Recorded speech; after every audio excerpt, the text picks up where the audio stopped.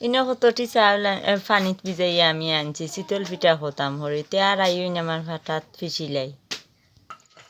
চাউল গুনটা আমি এখন ফাটাত পিছিলিম সবটি চাল তার শেষ আমার চাউল গুনটা পিসা নিরোগ করি ফিরছি আমি তো হয়ে গেল আমার গুলা গুলা চিতল পিঠার লাগে এখন আমি চিতল পিঠা গেছান হরিলাম তার চুলাত আমি একটা তাওয়া বুয়াইলাম তাওয়াটা গরম হইয়া আইলে খাই গেছান দিম তাওয়া তখন আমি খাই গেছান দিলাই রাধি গুড়িয়া থই দিম তার দেখি আমার চিতল পিঠার অবস্থা কিটা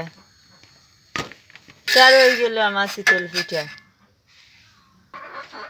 তার হয়ে গেছে আমার চিতল পিঠা দেখেন তো কি সুন্দর হয়েছে